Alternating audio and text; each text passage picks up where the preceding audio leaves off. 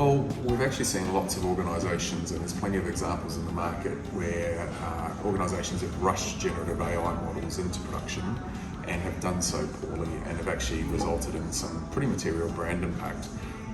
What we believe is really critical here is taking a considered approach to that deployment into production, bringing a production framework into play and having a really thorough testing regime.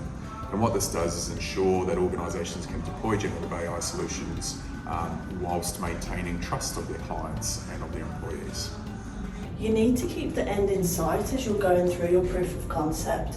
And we have built this into our proof of concept process to make sure that you're thinking about production and the business value so that you can get that buy-in.